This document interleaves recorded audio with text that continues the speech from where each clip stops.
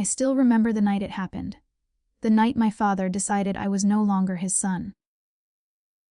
The dinner table at the Cole estate was long enough to seat 20, though only 4 of us ever sat there. My father, my mother, my sister Amelia, and me. The chandelier above us glowed like a crown of light, the silverware gleaming in the polished reflection of our family's wealth. Yet that night, it all felt cold. I was 20 then, restless and hungry for something beyond the walls of my father's empire. I had just finished college and spent the last few months developing an idea for a small tech startup, an online platform that helped local craftsmen sell their work directly to buyers. It wasn't much, but it was mine.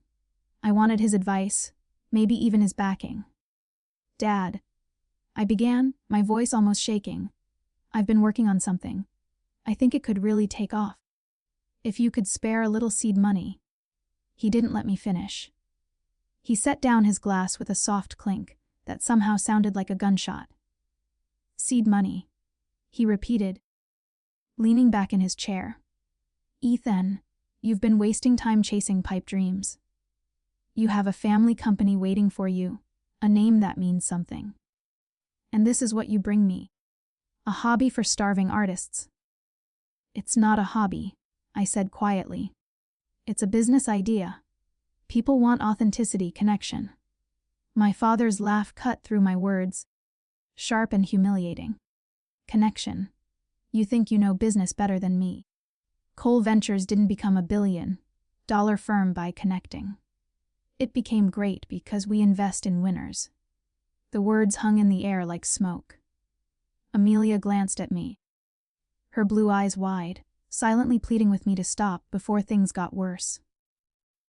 But I couldn't. "I don't want to be another piece in your company, Dad. I want to build something of my own. Something that matters." He pushed back from the table, his chair scraping the marble floor. "Then build it. Without my name, without my money, and without my roof." I stared at him, unsure I'd heard right. "What? You want independence? Fine. Go earn it." He looked at me the way a man looks at a broken tool, disappointed, detached. "We invest in winners, not failures." The silence after that was heavier than anything I'd ever felt. My mother looked down at her plate, pretending not to hear. Amelia's lips trembled, but she said nothing. "Dade, pack your things," he said coldly. "You're out by morning." I didn't sleep that night. I sat in my room surrounded by the fragments of my life, the framed awards, the books, the sketches of my prototype. Everything that had once felt like home now felt borrowed. When dawn came, I stuffed what I could into a duffel bag and stood by the front door. Amelia came down the stairs in her pajamas, her eyes red from crying.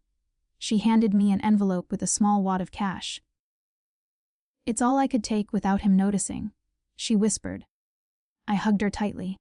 "Don't worry about me," I lied. "I'll be fine."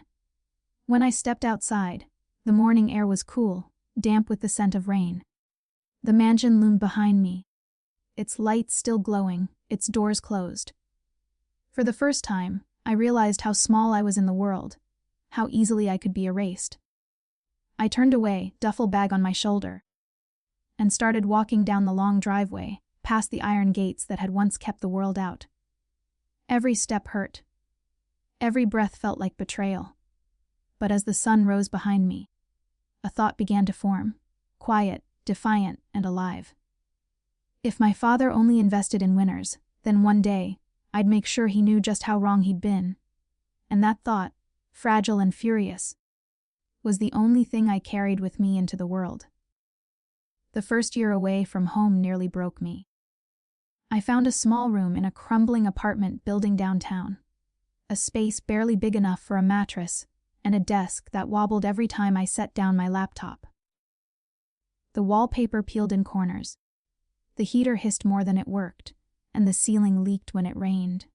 But it was mine, and that was enough. Survival became my full-time job. I worked mornings at a cafe, afternoons delivering food, and nights cleaning offices after everyone else had gone home. My hands were always sore, my back always aching.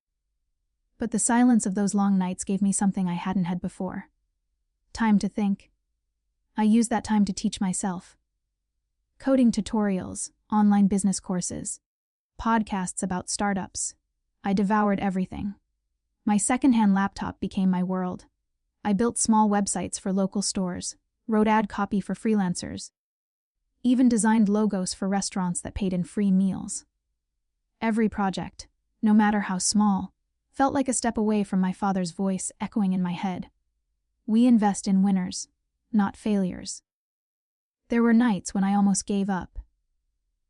Nights when my stomach growled louder than my ambition. I remember sitting in a laundromat at 2 a.m., watching my only decent shirt spin in the dryer, wondering if this was all life would ever be, a slow grind into nothing. Then, one evening, I met Mr. Harland.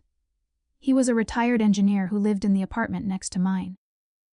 We often crossed paths in the hallway, but one night he saw me struggling with some code on my laptop in the shared laundry room. He watched silently for a while, then said, "You've got the look of someone wrestling a ghost." I laughed weakly. "Just wrestling failure." He smiled. "Ah, my old friend Failure. I've met him many times. He's stubborn. But if you keep swinging, sometimes he gives up first." Over time, Mr. Harlan became my mentor. Not formally, but through little conversations that meant more than any lecture ever could. He taught me about patience, resilience, and how sometimes success isn't a straight line. It's a series of broken ones that eventually connect. One night, after fixing a bug that had haunted me for weeks, I told him, "It's working. My platform's finally running." He nodded, sipping his tea. "Good. Remember this feeling. Because it's not about proving them wrong. It's about proving you can stand without needing anyone to hold you up." Those words stuck with me. I named my project Nova Link. Nova for new beginnings. Link for the connections I wanted to build between small creators and their customers. It started small, a few clients, then a few more. I poured every spare dollar I earned into servers and advertising. Some nights, I coded until sunrise, then stumbled half awake into my morning shift at the cafe. But slowly, things began to change. People started noticing Novalink. Small business owners loved it, because it gave them freedom from expensive middlemen. Investors began reaching out, curious about the young developer with no pedigree but plenty of fire. By 25, I quit my 3 jobs. By 27, I had a small team, 5 people who believed in what I was building. We worked out of a cramped rented office that smelled of coffee and hope. Every time I paid them, I felt pride deeper than any luxury I'd once known. When Novalink finally crossed its first million in revenue, I sat alone in that office, long after everyone had left. The city lights glittered outside like stars, scattered across the pavement. I thought about the night I'd walked away from my father's house, how the air had felt sharp and empty. Now, the air felt different, lighter, alive. But beneath the pride, a quiet achy lingered. I'd proven I could survive, even thrive. Yet part of me still wondered if my family ever thought about me, if Amelia ever whispered my name in that big, silent house. I told myself it didn't matter, that I'd moved on. But when the past comes knocking, it never does so politely. I didn't know it yet, but fate was already setting the stage for a reunion I'd spent years both craving and dreading. 10 years after the night I left home, I walked through the glass doors of my own company's headquarters. A skyscraper overlooking the city skyline. The logo of Novalink Technologies gleamed in silver on the wall behind the reception desk. Sometimes, I'd pause just to look at it, to remind myself that this wasn't a dream or a borrowed name. It was mine. The company had grown far beyond anything I'd once imagined. We'd expanded internationally, partnered with hundreds of small businesses, and were now the leading platform in our industry. Every day brought new challenges, but I'd learned to thrive on them. On the outside, I was composed, a calm, confident CEO who spoke at conferences and smiled for cameras. But inside, part of me still carried the weight of that long-ago rejection. Not bitterness, exactly. Just a quiet scar that never quite faded. It was a Tuesday morning when fate decided to knock. Our HR department had scheduled a round of partnership interviews. I usually didn't attend them. But that day I felt restless and decided to sit in on a few. Something about reviewing applicants personally gave me a sense of connection to the people who believed in what Novalink stood for. I sat behind my desk, skimming the next file. The applicant's name froze me mid-breath. Amelia Cole. For a moment, the world went still. My sister. The girl who'd slipped me a handful of bills and whispered goodbye through her tears. The girl I hadn't seen in a decade. I stared at the name, feeling 1,000 emotions churn beneath my calm exterior. I could have canceled the interview. I could have walked away, pretended I never saw it. But instead, I told HR to send her in. When the door opened, time seemed to fold in on itself. Amelia stepped inside, her posture straight but her eyes uncertain. She looked older, more tired, the years visible in the quiet sadness behind her smile. Her once carefree confidence had been replaced with something fragile. "Good morning," she began, holding her resume nervously. "I'm here for the—" She stopped. Her voice caught halfway through the sentence. Her eyes met mine, and everything in her face changed. Shock, guilt, recognition. I leaned back slightly, keeping my voice steady. "Hello, Amelia." But she blinked rapidly, her fingers trembling around the papers. "Ethan." "Les." I offered a faint, almost polite smile. "Please, have a seat." For a few seconds, she couldn't move. She just stared, as if her mind was still catching up with what her eyes were seeing. Finally, she sat down slowly, setting the papers on the table between us. The silence that followed was thick enough to choke on. I could see the questions swirling in her eyes. How had I done it? What had happened all these years? But I said nothing. I wanted her to speak first. I didn't know you were." She trailed off, glancing around the sleek office, the glass walls, the view of the city below. "I didn't know you owned this. I built it," I said simply. She swallowed hard. "Dad said you. He told us you left, that you didn't make it." A small, humorless laugh escaped me. "No, I made it. Just not the way he wanted." Her eyes filled with tears she tried to hide. "Ethan, I raised a hand gently. "Let's begin the interview." As she froze, realizing I meant it. For the next 20 minutes, I asked questions like I would with any other candidate. Her answers were professional, though her voice trembled occasionally. I could tell she was competent, smart, capable, but burdened by guilt and fear. When it ended, I stood and extended my hand. "Thank you for coming in, Amelia. We'll be in touch." As she hesitated, then took my hand. "Ethan, I'm sorry. For everything. You didn't deserve what he did." I looked at her, and for a heartbeat, I saw the sister I'd loved as a boy, the only person who'd ever tried to help me back then. "I know," I said softly. "But that's not your fault." As she turned to leave, I added quietly, "It was good to see you again." As she paused at the door, looking back one last time, her lips trembled as she whispered, "Dad wouldn't believe this if I told him." "I don't need him to believe it," I replied. "I lived it." When the door closed behind her, I exhaled slowly. My hands were steady, but my chest felt like it was burning. After 10 years, the ghosts had finally found me. I didn't sleep that night.